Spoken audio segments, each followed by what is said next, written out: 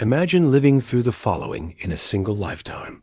The worst famine in your continent's history, followed immediately by the deadliest pandemic in recorded history, followed by 100 years of war, followed by a crisis that split your civilization's most fundamental institution in two.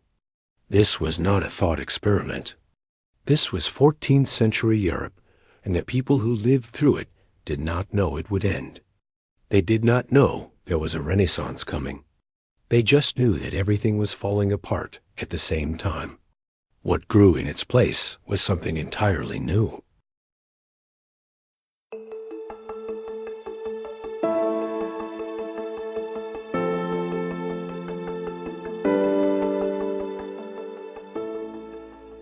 The catastrophe began before the plague.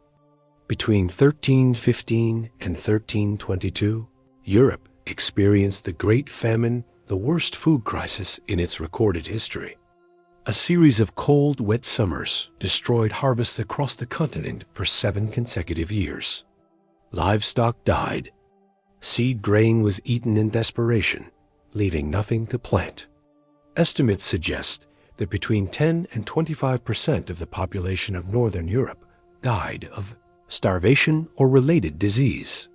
The famine exposed the fundamental fragility of the medieval agricultural system, a system that had been operating near its maximum capacity for 2 centuries of population growth, with almost no buffer against catastrophic weather.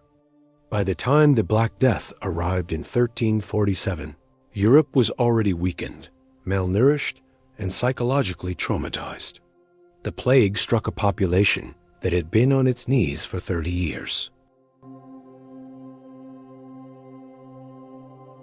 While the plague was killing millions, the 2 most powerful kingdoms in Western Europe were also at war with each other. The 100 Years' War between England and France, fought from 1337 to 1453, was not a single continuous conflict, but a series of campaigns, truces, and renewed hostilities that devastated northern France for over a century. The war produced 2 of history's most iconic figures. Henry V of England, the warrior king who crushed the French at Agincourt in 1415, killing thousands of French knights with English longbowmen, briefly seemed to have conquered France entirely. Then Joan of Arc, a teenage peasant girl who claimed divine visions, rallied the French forces, lifted the siege of Orleans in 1429, and turned the war's tide before being captured, tried for heresy, and burned at the stake at age 19. She was canonized as a saint 5 centuries later. The war accelerated the development of national identity in both England and France. The idea that people were not simply subjects of a king, but members of a distinct nation with shared language, culture, and loyalty. The modern nation-state was being born in the mud of the 100 Years' War.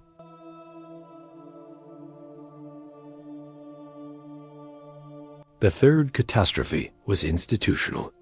From 1378 to 1417, the Catholic Church experienced the Western Schism, a period in which not 1 but 2, and briefly 3, men simultaneously claimed to be the legitimate pope.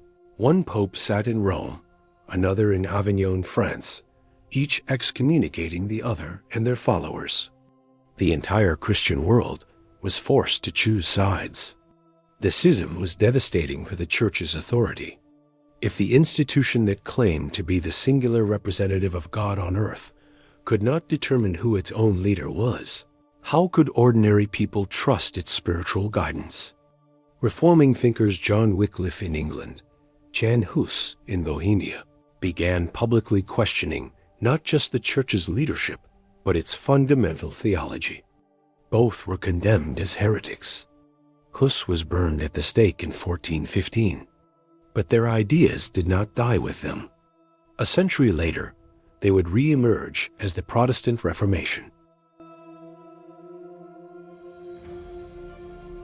The 14th century threw famine, plague, war, and institutional collapse at Europe simultaneously.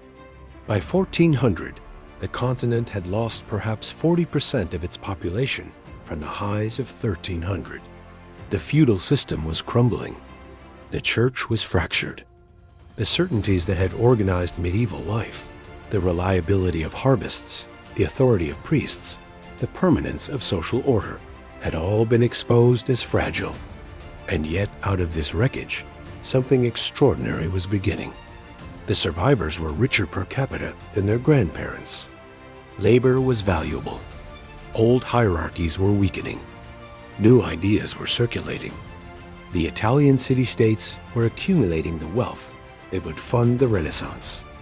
The questioning of the church was planting the seeds of the Reformation. The worst century in European history was also the last century of the medieval world. The modern world was already forming in the ruins.